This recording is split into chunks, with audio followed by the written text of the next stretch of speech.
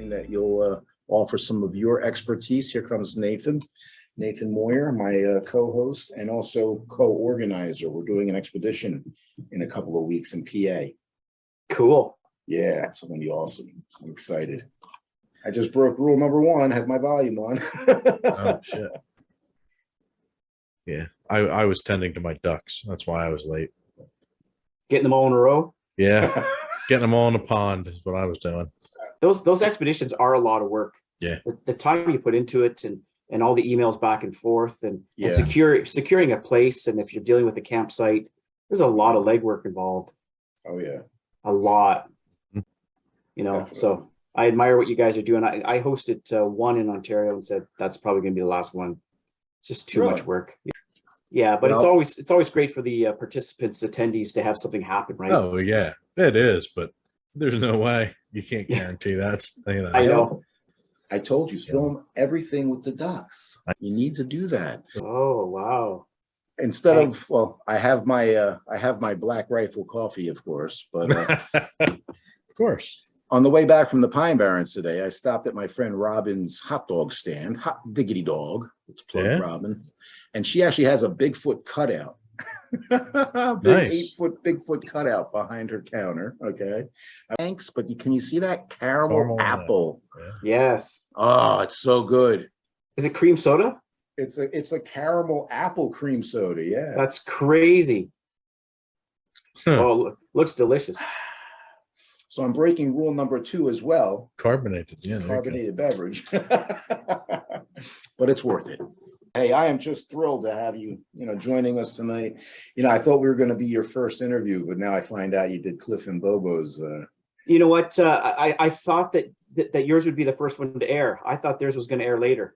Like I said to you, I didn't want to, waste any time asking you, because if you're going to make yourself available, I figured strike while the iron is hot. You know what I mean? Yeah. I asked him also to, give us any critique. I don't know if you've watched any. I watched the first half dozen. Oh God, not the first ones. Yeah. And I did give you some feedback. Okay. Yes. Yeah. And I've incorporated it. Absolutely. Except for the dancing girls, you ignored that request. I have not totally. Paw over here. Yeah, I always put the kibosh to that stuff. The kibosh on that. Yeah. Yeah. Watch your ratings go sky high. Your subscribers go sky high. You add the dancing girls. There you go. No doubt. And I've mentioned you a number of times, of course, in previous episodes, and almost too much. almost to the fangirl. Yeah, exactly. Okay. And all right, I'm just going to start. The premise of the show is Eric talks about you. Pretty much. Well, we have a long history. We do. We spent a lot of time together, Yeah. And had some wonderful experiences together. So some of the stories are great, We could definitely touch on those and see if the story's changed over time. There were 14 of them surrounding us. Wait a second. Was it just a rock? Yeah. I'm out of here. Welcome back to Squatch Talks podcast. And I have Nathan tonight and a special guest, Brian. Cut. Sorry. All right, try it again. Sorry. You're listening to Squatch Talks podcast. Real stories and real encounters told by real researchers. Sit back, relax, and enjoy the show. Welcome back to Squatch Talks podcast. And we are here tonight with a very special guest. We have with us Todd Prescott from Ontario, Canada, joining us tonight. Welcome, Todd. Thank you so much for having me on. I'm looking forward to it. Great pleasure. And it's one I've looked forward to, of course. I've talked about you endlessly throughout our 30 videos that we put up already. So you find your way into almost every one of them, I'm sure. Well, I just so you know, the check's in the mail. It's Canadian funds, unfortunately. But I'm sure you could hit a Tim Hortons on the border and get a nice cappuccino or something. Sounds good. Hey, speaking of cappuccino, we got to plug our friends, Black Rifle Coffee. Ooh. All right. I got my espresso, which is high-powered caffeine. It's funny. On my way out to the Pine Barrens today, I stopped to get a sandwich, right? And I see this guy walk in. He's got a Black Rifle Coffee Company shirt on. Of course, I had to go up and say, "Hey, where'd you get the shirt?" Yeah. Even if they're not sending us any checks or free product at this point, we still like them, right, Nathan? Yeah, they are pretty good. But Definitely make it easy to stay up all night squatching. that's for sure. Hey, I got some in the fridge ready to go for our expedition in a couple of weeks. And Okay, good. I got you some mocha. I know you like the mocha. But no, I'm sorry to go off on Our tangent there, but Todd is a mentor of mine, so I can't speak highly enough of the amount of education I got, the education that I got when I went up to the Pennsylvania Northwest back in the day with Todd. I remember telling the story about how I was at the office for the KOA, and in walks this disheveled guy after a night out on the in the woods, solo camping, right? Turns out it's Todd Prescott. We wind up setting up camp next to one another, and then we took on another guy, Tom, right, from Ohio. And the three of us basically hung together for most of that expedition and had, I think, a bit of activity. We did. Did you say? Yeah. Oh, absolutely. We had some activity. Yeah, there were some funny things that happened on that expedition for sure. It was great times, great memories, and it would be great to do it again sooner than later. I don't think Tom would be up for it because he's moved on, but you and I certainly got together past that point and did other things together as well. So, and the invitation is always open for you to join us here in the States. So you don't need any formal invite. Just say, "Hey, I'm coming down." Sounds good. But I thought it'd be appropriate that I put on my Jacob's Creature shirt that I got that night at the office in Pennsylvania. So this is a classic. They were selling those shirts in the office, yes. Really? But the thing I really want to point out is it still fits. Uh-huh. That's awesome. Mhm. But no, and it's funny because Matt actually had said to me when I was wearing it when we were filming the South Jersey episode of Finding Bigfoot, he had a picture he had of me wearing it, and he wanted to put it up on the BFRO's site as the advertisement for it. Yeah. He never did actually, but it was cool. I'm holding the shotgun that I got for the scene with the poacher. That's The probably why it double never barrel. made it. Yeah, probably. It's kind of that creature, or that subject matter in that area. It's kind of the mascot or the icon of that area. And it's like that's almost like Patty from the Patterson Gimlin film for some people. Not everyone agrees on what it was. Right.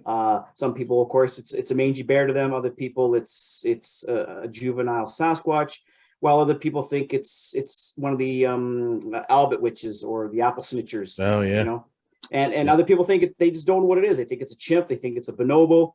I'm going to refrain from saying what I think it is, but for certain, I think that's what makes it as popular as Patty, because it's so many different things. It has the possibility there of being almost any of those.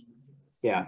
I will say that I did see a photo of a similar subject that was conclusively a bear, and it was posed pretty much the same way in the photo that you have on your shirt there. Mm-hmm. And I went, wow, okay, so maybe it just might be a bear. What's perplexing is the other photo or screenshot from the trail cam, which looks like a yoga pose of some sort, which I just don't know how a bear could contort its body that way, because their spine is not designed that way. But I'm not sure again what it is. I know I have my own personal thoughts, but I like to leave it a mystery, because it tends to start arguments, disagreements, and people get on their high horse, and I know what it is and you don't know, and so I just I accept it's a mystery.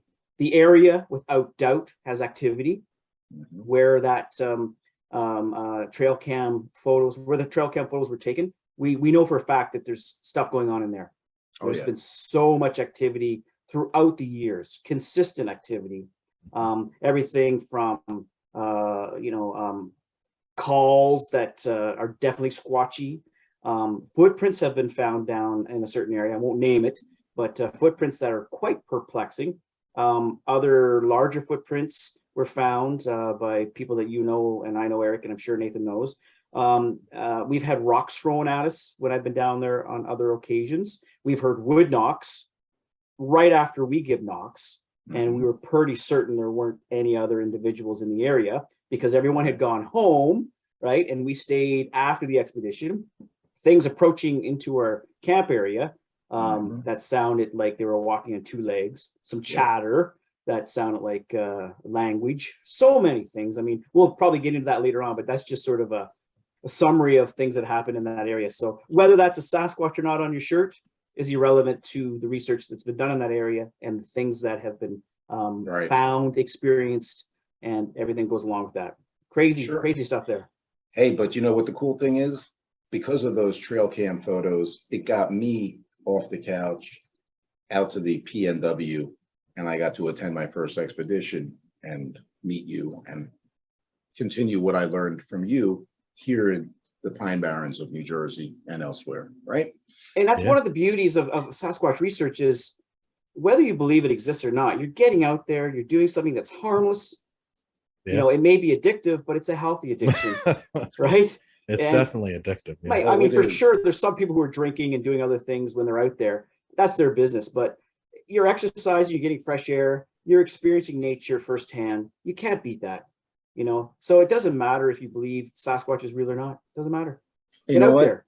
And this is something I don't think I've mentioned, but you just made a point. Like, that's what got me into this in 2006, because I put down the drink and I was looking for something, and I got on the computer and found the BFRO's website with the, you know, the blue board and the sightings, and it spurred my interest again. It rekindled, right? The movie Sasquatch: The Legend of Bigfoot is what first did it for me, but then the BFRO's website got me back into it, and that got me outdoors and developing a love of nature and the outdoors, and a new thrill-seeking activity, which is going out looking for an 8.5 foot tall primate that can tear my head off and arms and legs off, right? Without even thinking about it.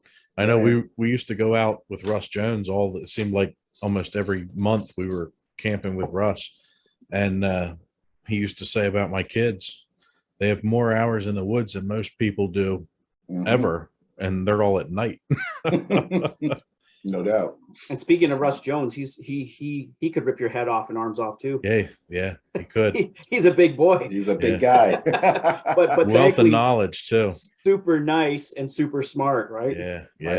His books are excellent books. Oh my God. Yeah. They're must-haves. So the Appalachian Bigfoot is, I couldn't put it down. I just couldn't put it down. And so well written. And if well. you don't have those in your collection, you've got to get those 2 books that he has currently out. So look up Dr. Russ Jones. Look up his books. They're great reads. He actually has a podcast starting up very soon too. Him and the other doctor friend of his, Brent, I think it is, or Brad, I forget. It's Brad. Brad, right? Kennan. Kennan.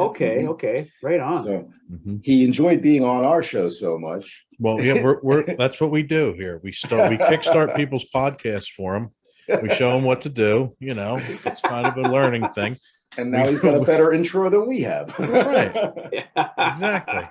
Oh, that's unbelievable. So I guess, note to start podcast. Yep. I got my notes here. You know, I always keep my Bigfoot journal nearby in case there's things I need to record. But real quick, I got out, you know, it's Monday. Today we usually film on or record on Wednesdays, but because of scheduling, Todd was available. I'm off today, and we, you know, of course, I like to get out into the woods. So I threw the kayak in the back of the truck today. I got the drone out and a tube. I went out to a lake out in the Pine Barrens, and I'll tell you what a perfect day, you know, to be kayaking out on the lake. Then I tried to track me in the kayak with the drone, and I couldn't get communication to work for some reason. So I scrapped that. Got in the tube for a little while. Then I drove down this forestry road and I recorded GoPro footage, right, on the dash cam, right? Figuring I can at least use that for the intro, maybe, right, for the episode. And so then I said, well, let me try the drone one more time. And it worked. So I flew from my location all the way back to the lake, flew around the lake, came back, I said, let me try the tracking thing. That's what I wanted to, attempt. Right. I got it to work. Yeah. So You I tracked I tracked myself first, Yeah. just to test it out. Then as I'm ready to leave, I said, let me try tracking the truck. And I did. Yeah. I'm excited. I'm excited. So like, this is all new to me, of course, Right. I'm learning, right, as I go. So it's pretty cool. It's a lot of fun. And at first I was kind of bummed that I couldn't get it to work, but then I left there. Yeah. Yeah. Good. Such a good feeling when you finally figure the technology out. It's very frustrating when you first get it. I remember when the first handheld GPSs were widely available. Man, I struggled to figure that sucker out because I had one of the first generations and it wasn't that user friendly. Right. Once I got a handle on it, it was so convenient and it made life so much easier. If it had the maps to the area installed, and you had to back then you had to install them, right? Tom had it, remember? Yeah. Yeah. Well, Tom, there you go.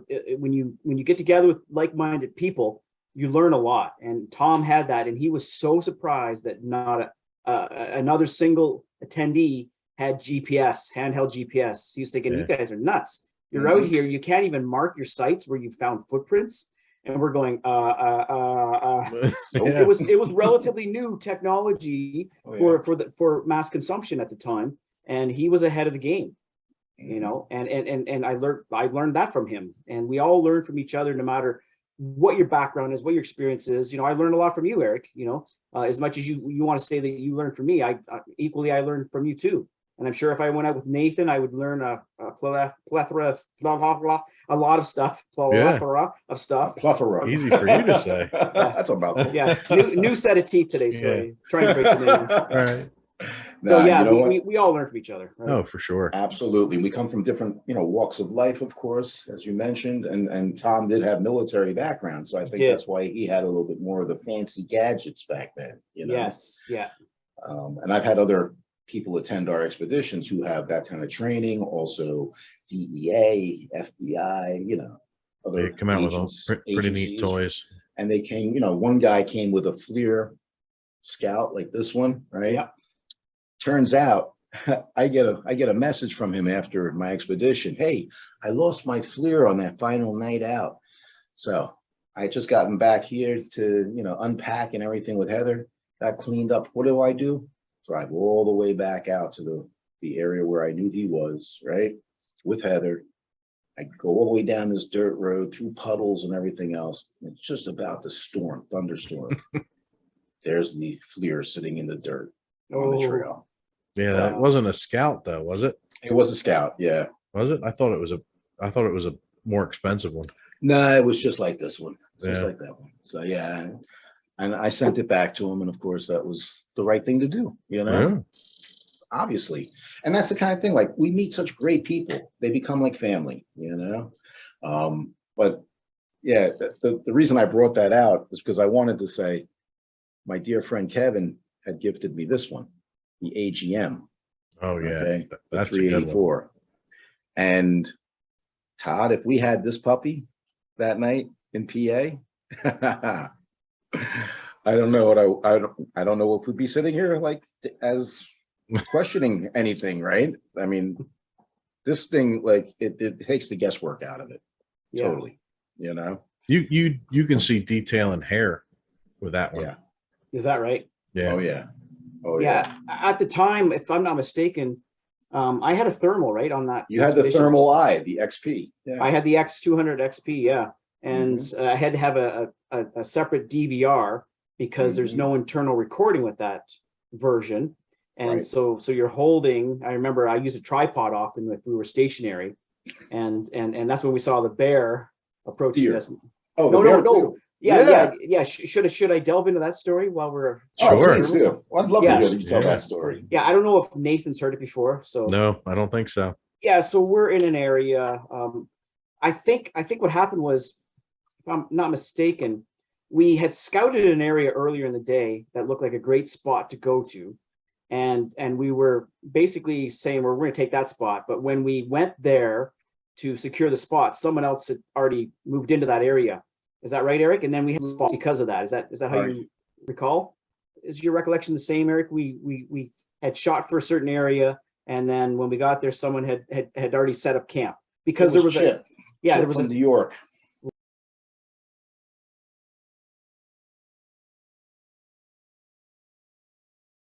Right. So we had to find another area last minute. So we were racing around, trying to find something, and we drove all over Hell's Half Acre to find a spot. Now it's already dark, if I remember correctly. Oh yeah. So we eventually settled in an area, and it was far from everyone else.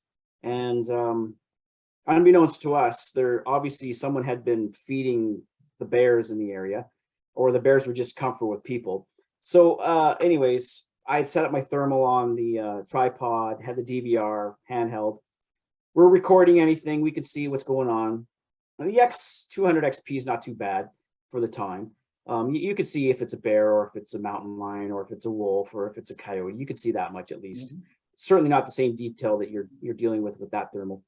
But anyways, we're standing around shooting the breeze, and all of a sudden we get a thermal hit. And to me, it looks like a bear. I've seen bears. It looks like a big snowball. It's all white, and it's approaching us. And I don't know. I think I alerted you guys, or maybe you saw it too. And I always carry pepper spray, bear spray on me, and a huge hunting knife. Mm-hmm. Well, other people pack other things, don't they, Eric? Right? I don't know if we'll get into that, but the other person with us had something else that had a little more, let's say, firepower than the bear spray. Let's leave it at that. But we didn't know it at the time. So, anyways, this bear starts approaching us, and the other individual was ready to draw on it, let's say, and call me foolish, but I had always heard about these Alaskan bear dogs that chase the grizzlies out of the towns. Now, the Alaskan bear dog is not that large of a dog, but it believes it's huge, and a bear's not used to being chased. Yeah. So even if a squirrel were to put the boots on the bear, it would run away because it's not expecting it. And when I was a kid, we had a little tiny poodle. It was a toy poodle, like that's the breed. It's a toy. It's very small, not a miniature, but it's quite small. And it used to chase the local squirrels. And one time a squirrel said, no more. And the squirrel stopped and started chasing the dog. And so I had that moment there. I always thought if a black bear approaches you, it's not good, because black bears will kill you. Yeah. Grizzly bears just want to immobilize you. They don't necessarily want to eat you. There are exceptions, but black bears, they will stalk and hunt you, as will a polar bear too. So I knew this from reading literature on bears, and I played it out in my mind because I'd spent a lot of time in the woods, and I thought if a bear ever gets close to me and it's a black bear, I'm going to bluff charge it. And so that's what I did. I bluff charged that thing, and remember, Eric, it ran up a tree. It shot up a tree. Oh yeah. Now I learned later on that it probably wasn't the brightest thing for me to do, because we believed that was a mother and it had cubs. So it was a bit of a risk. It was a risk, but I was willing to take that risk because I didn't know the bear's intentions. I had my huge canister of bear spray ready to go, and my huge hunting knife, and I was willing to fight because it could have been, a fight to the death. You just don't know what they're thinking. But in hindsight, after it all settled down, I figured someone's been feeding the bears, or they're leaving food in the campsite, so it's looking for a free meal. And we left a box of donuts for it later on, didn't we? I was going to say, I had my trail camera. Remember, I had it not far from our campsite, and I did have apples and things as bait. Yeah, for the squashes, but obviously it attracted the bear. So because we got boo-boo on the camera. And did you tell Nathan that the story about the deer behind the tree? I have told the story, and it's just, to me, it never gets old. You know what I mean? You've told it on the podcast. I did mention it because we talked about some of our previous expeditions, and of course, early on I told about it. So it's been 25 videos, since we've talked about it. But. Well, we should encourage the viewers to go back and watch every video, every podcast, and find that, because it is hilarious. I'll put a card up on the corner here, so when you are watching this, it'll have a link to that video. How's that? Yeah, because obviously your dedicated viewers don't probably want to hear it again, and Nathan's heard it probably a few times, and he's like, oh, not again, not again. But if you're out there listening, do yourself a favor and go back, click on the link that's going to be up in the corner there, and it's a hilarious story. It really illustrates due diligence to investigate what you're seeing. because it's one thing to think you're seeing a Sasquatch, and it's another thing to realize that you saw something that could have been a Squatch, but you later learned was definitely not a Sasquatch. And what we were looking at that night, it had all the, I don't know how to say it. Characteristics. Yeah, the characteristics of what we perceive as Sasquatch behavior. Tree peeking behind a tree. It had a nice heat signature on the thermal. We were so far away we couldn't tell, but it was definitely watching us, and it seemed like it was interested when we were talking. And as we ventured out individually to see what it was, it got a little scary because we didn't know what we were walking into. But in the end, it definitely wasn't a Sasquatch. So go back and listen to the story. Yeah. Honestly, Todd, that story is so good. I mean, come on, it's worth it to hear it from you. I want you to tell it.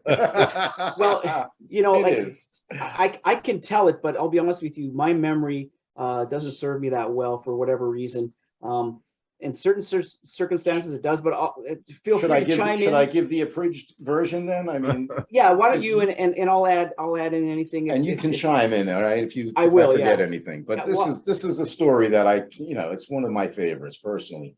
And we were at the other location. Remember the first campsite we had gotten? There was too much bear activity. You're the one who had said if there's bear present, typically there isn't Sasquatch because they're both apex predators, right? Yeah. So we went further down past the lake, and we found another area that we felt was, looked promising. So basically no one else was there. Nobody. That's what it was promising. Promising, yeah. And this was now Thursday night, I believe. Okay. And so the three of us set up camp, no facilities. I mean, you had to go behind a bush if you had to use the facilities, right? And so we're making our dinner. You've got the therm set up on the tripod. We also had night vision goggles, right? So we noticed this heat signature on the therm. So you were the first one who volunteered. This is before dinner was ready. You actually went out and it disappeared as you were walking out towards it. So we lost it and you came back in. We continued making our meal.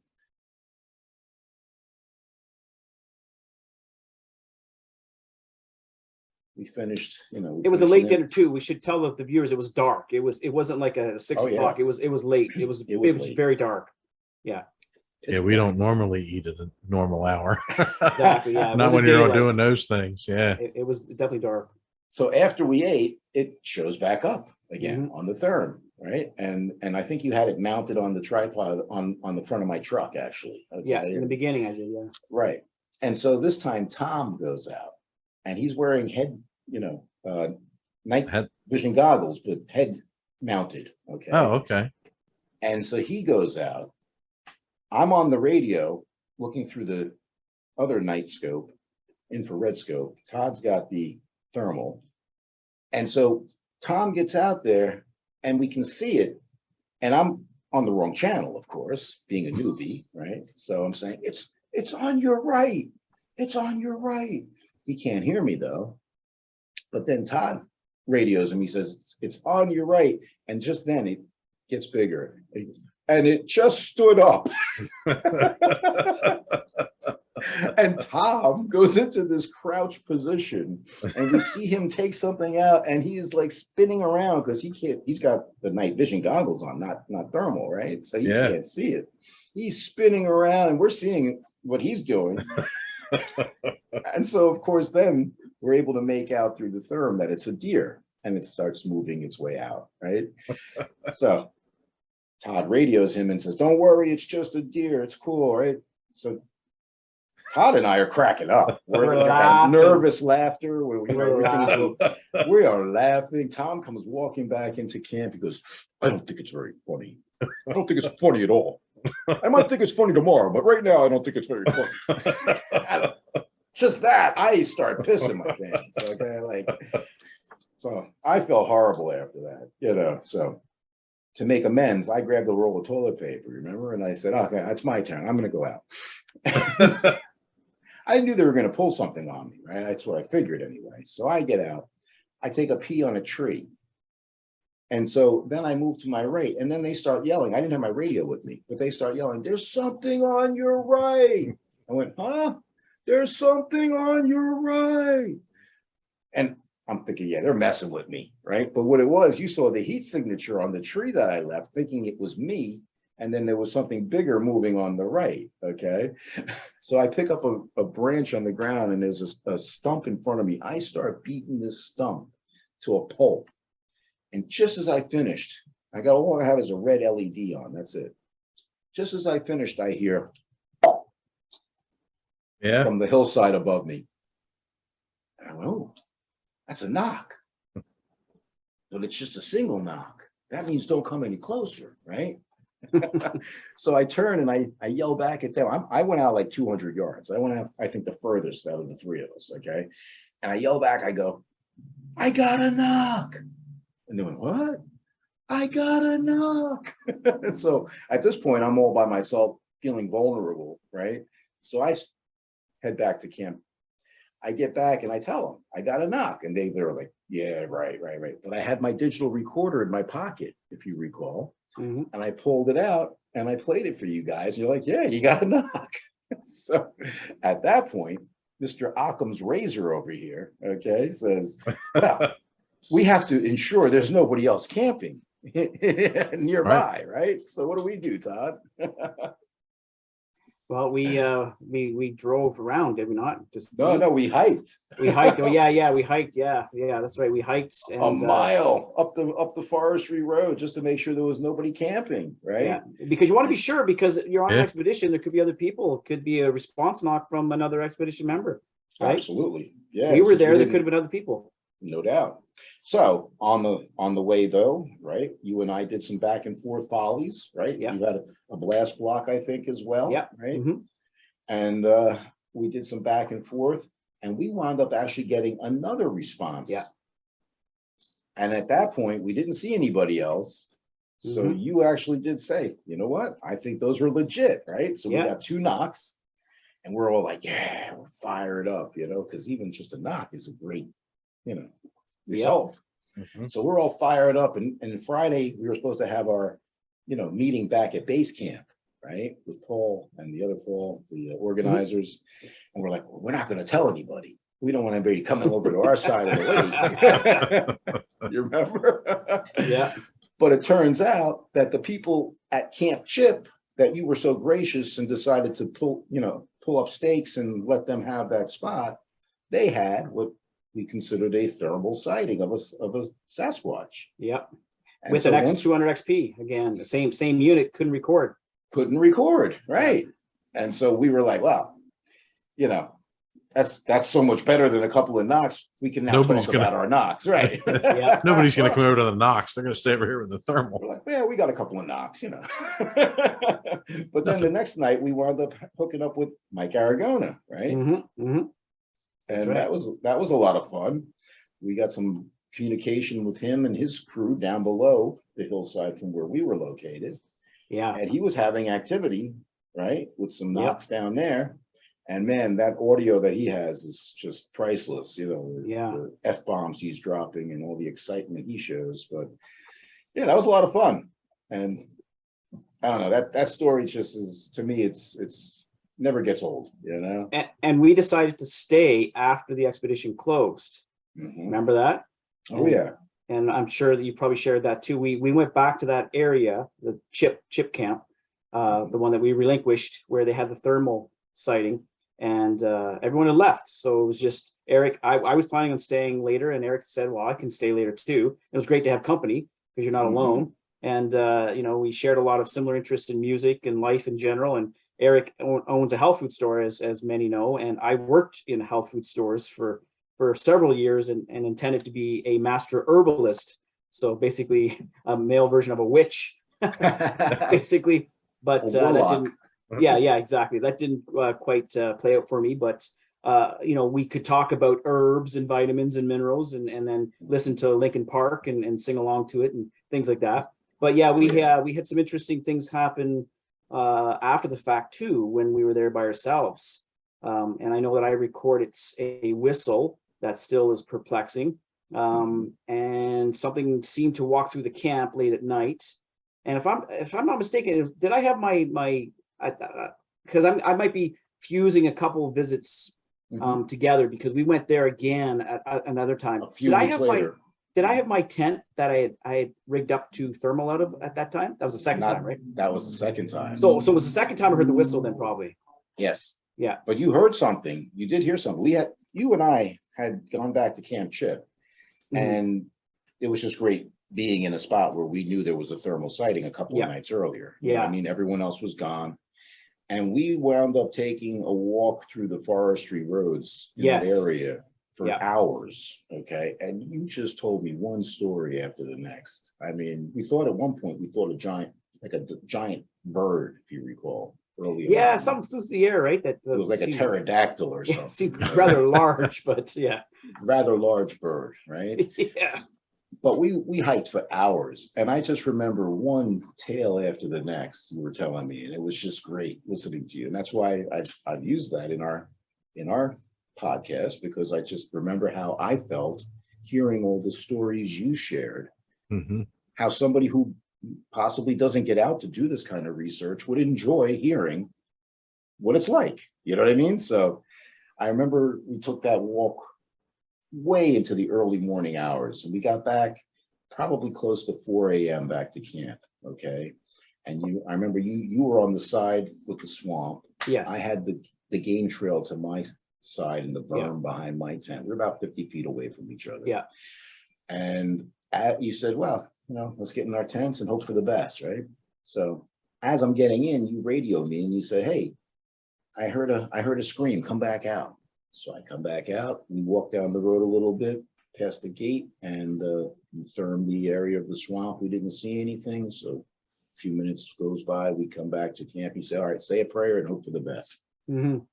I got in my tent, said a prayer, and not 5-10 minutes later, I hear come from over the berm and around to my head. And I could feel these footfalls as well as hear them, if you recall. Okay.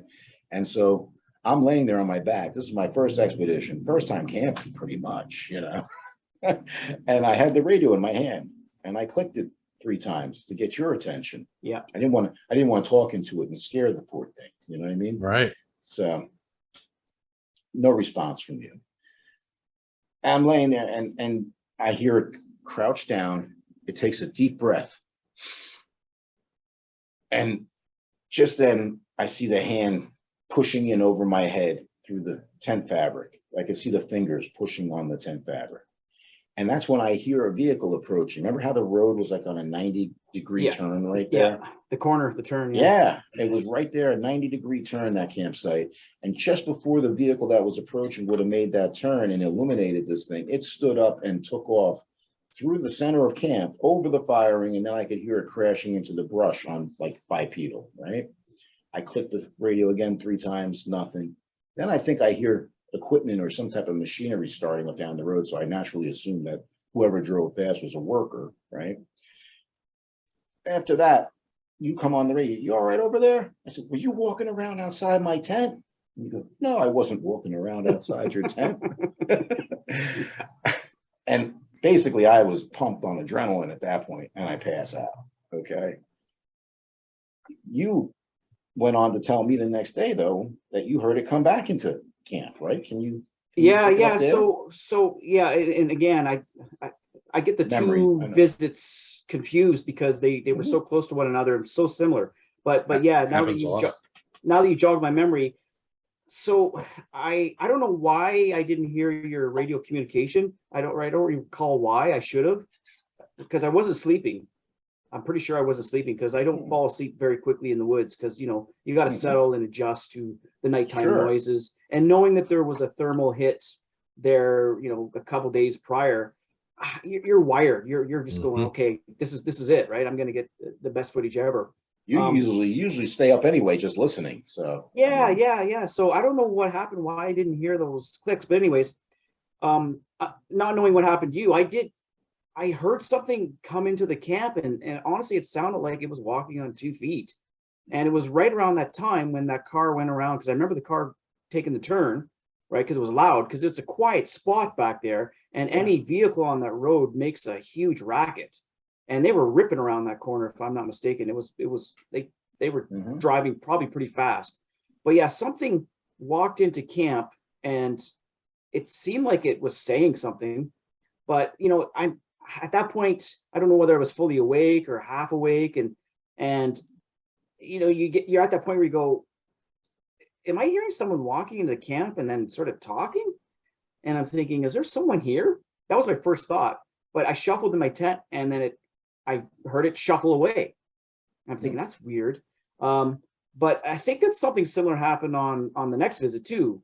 That was very similar to that, where something walked into camp too. And it felt like it was with another creature or another whatever, and it was scolding it. Like it was like not happy with it. Like it was basically somehow, like, just judging by the tone of its voice or whatever you want to call it, what I was hearing, the vocalizations, it sounded like it wasn't happy with the other thing that was with it. But not being able to see, I don't know what it was, but that's what prompted me to MacGyver my tent. Oh yeah. Because you can't thermal out of a tent. You just can't.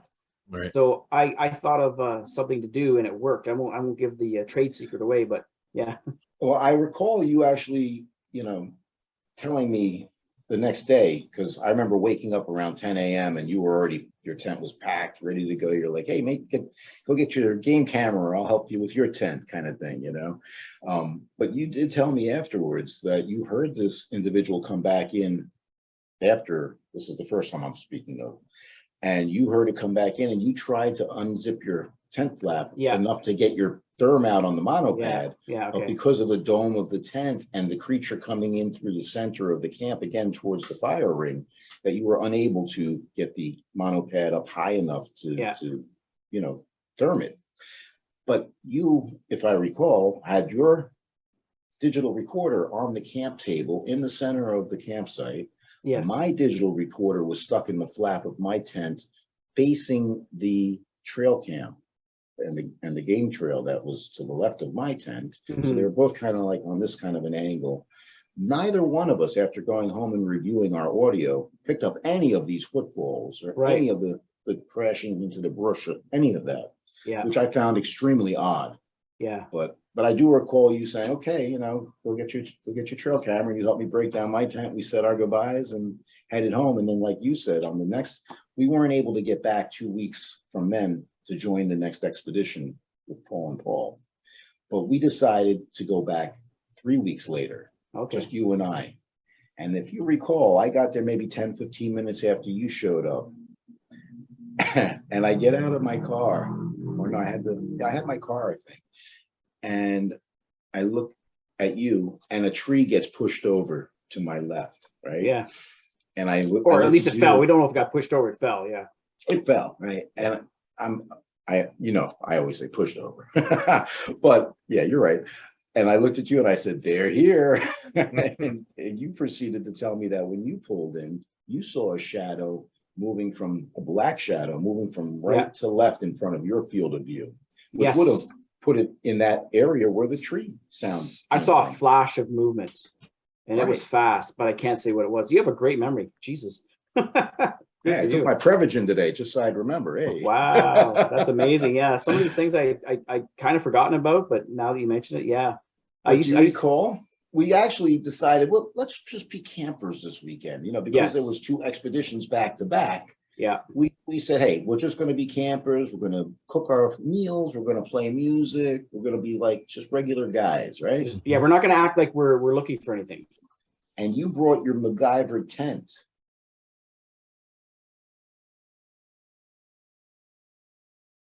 Yes. And I think you also had made a recording of snoring, if I recall. Yes, I did. Yeah. And you had it playing on a loop.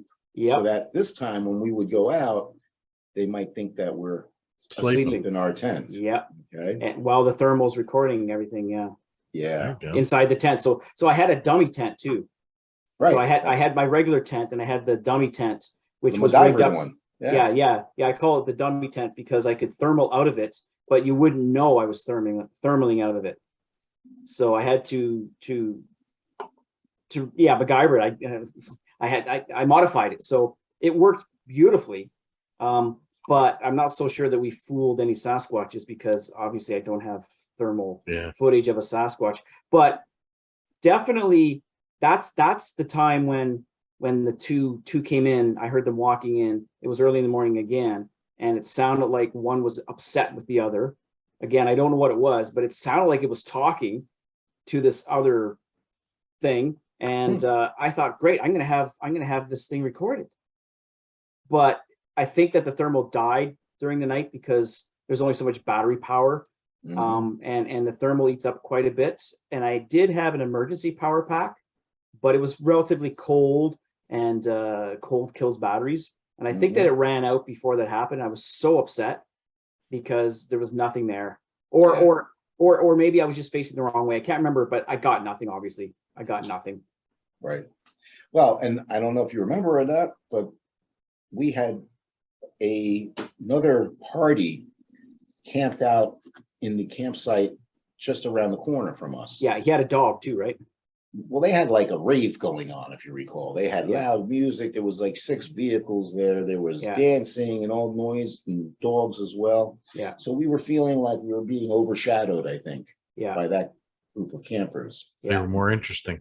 And possibly that they were taking, any attention away from us. Yeah. But we also took some hikes during the day the next day. Yeah. And if you recall, we went back down to where the Jacobs photos came from. Yeah.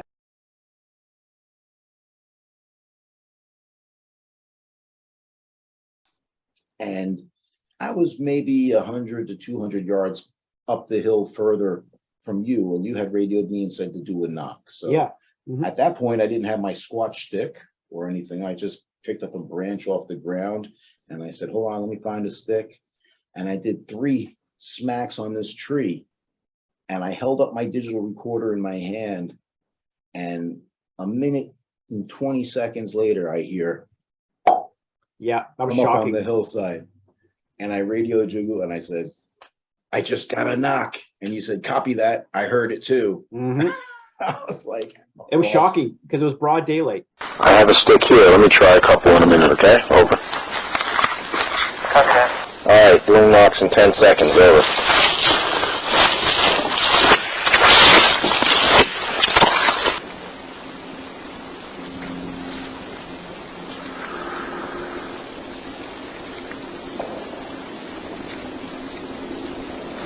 I just had a definite response. Copy that, I heard it. Broad daylight. Broad daylight, and we, like, if Nathan, have you been to the Jacobs photo site area? Yeah, so if you've been there, you know that you can't really hide there. Like, you hear cars coming in, and there's sort of dedicated camping areas, I guess you could call them. They're rough, but you know when someone's coming in, and you could just, it.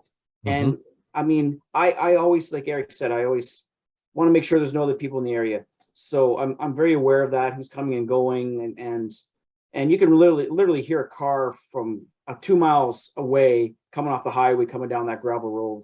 And we were pretty sure that there was no one else in that area. So, and the knock, where it was coming from, it was well off the path. We weren't on the path. We were bushwhacking. Absolutely. We were bushwhacking through there, and I think we even tried to determine if anyone was in the area, because we have to rule that out. You always have to rule that out, because Occam's razor. You gotta make sure, especially nowadays, more so because of shows like Finding Bigfoot and Expedition Bigfoot. Everyone's out there knocking on trees and responding to other people's knocks. Back then, not so much. Right. It was quiet in that area that next day. I believe that the party that were partying on pulled out. They pulled out. Yeah. And you could see cars parked in. You can't really hide your car in your campground. Like, you park in and then you can tent in the area, but your car is very noticeable from the road. We saw nothing. We were pretty sure there was no one around, and we heard. We actually hiked up the hill towards where the sound came from. Yeah. Okay, and we did find a trail up at the top of the hill to continue on. That's where we actually, after climbing that hillside. We were both kind of winded. We Yeah. had sat down for a few minutes, and that's where you taught me how to do the backhanded knock. Yeah. I remember that too. That's where I learned that, and I still to this day continue to do it with that technique and teach others, right? Yeah. So, and if you recall, we actually stopped at a point in the trail where there was like an X. Two big trees were like this right off the trail, and pointed that out as well. And so I don't know, we did a lot of beautiful area too. I mean, if you recall, this the creek we were hiking along and stuff, it's just so scenic there and beautiful. It's enchanting. There's something about that area. I've been to a lot, as you both have been to a lot of areas, squatching as they call it, and I'm always drawn back to that area. There's just something enchanting about it, something mysterious about it. Yes. And I know maybe it has to do with all the hoopla with the Jacobs photo and other things, but there's just an energy in that area that you can't describe, but you feel it. And I can't say the same about many of the other areas I've been to. And I, like you guys, have been to a lot of areas and areas where there's activity or purported activity, suspected, alleged activity. But there's something about that area. Even when you don't get activity, you feel something in the air there. It's so strange. Yeah. You know? I've definitely. I have an area near me that's like that, and I just got a report from there. So they do go hand in hand, because I've investigated 2 other reports from the same area, and every time I go up there, even if I'm not squatching, like you said, and not even involved in hiking, you just get that vibe that there's something weird about it. Yeah, I don't know what it is. It's weird. Yeah. Eric, did I after you reminded me that you had the hand pushing down on the tent, did I tell you about my story in BC? Please. Oh, please do.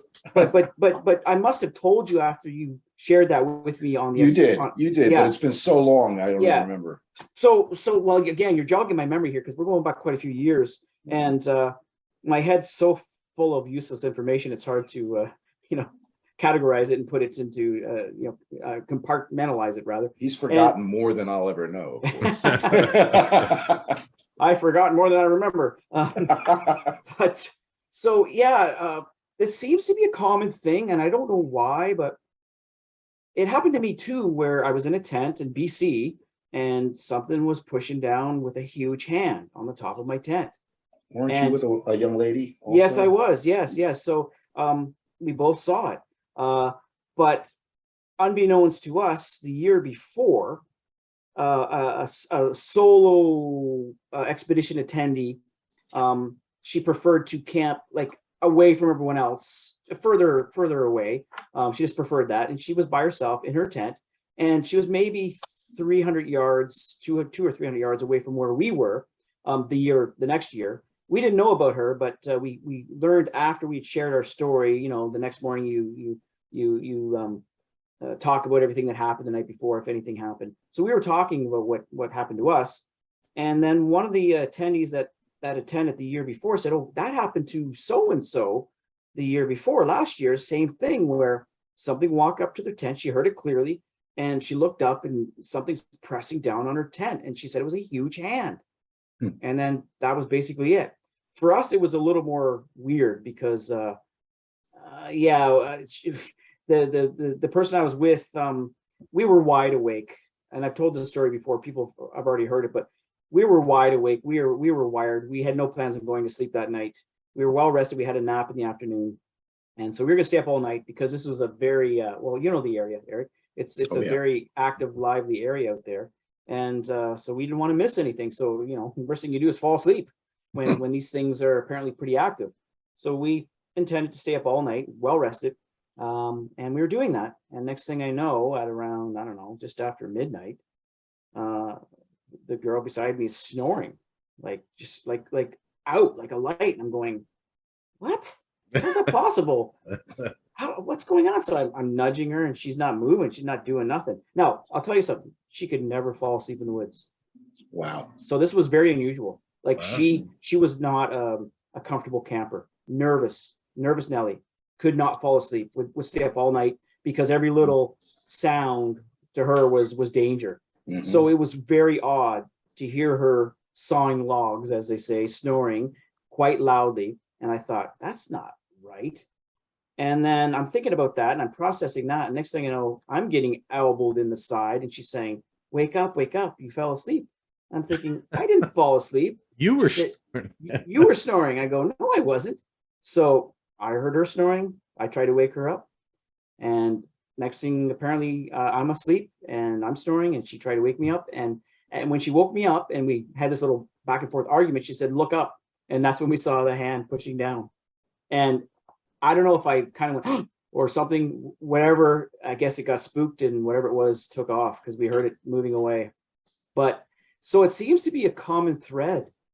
You had it happen to you, Eric, and I had it happen, and the lady before us the year before had it happen. In the Willow Creek movie that Bobcat Goldthwait made. Yeah. If you recall, I don't know. I have Nathan, it, yeah. Nathan, I think, has seen it as well, but there's that scene where the guy and his girlfriend are in the tent and they hear the sounds of something outside their tents, you know, slapping things and breaking branches and stuff. I tell you, watching that brought back some PTSD for me, you know, and I don't know. Yeah. I still think about it.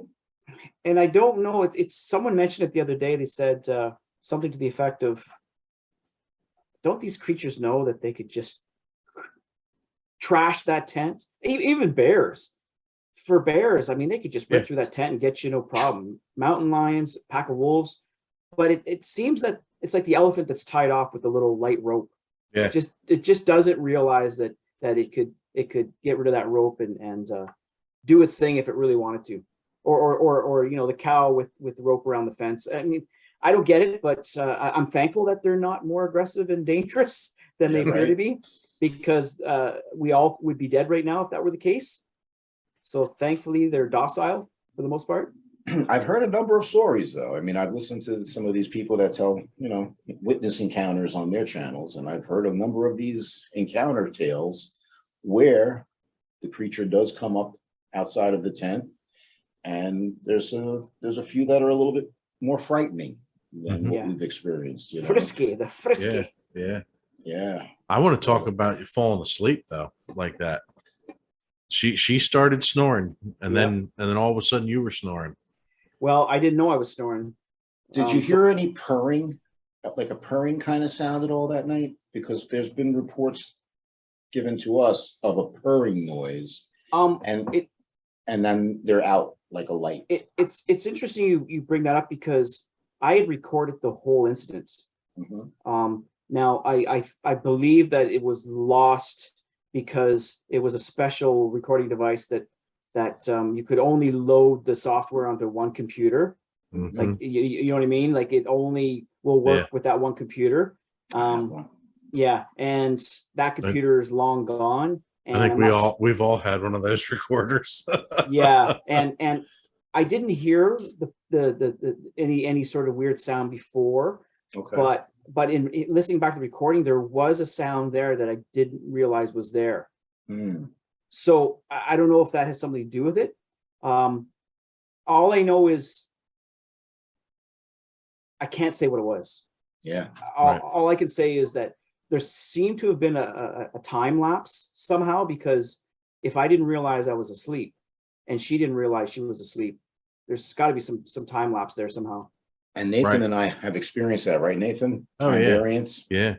You didn't happen to notice how long a time it was, did you?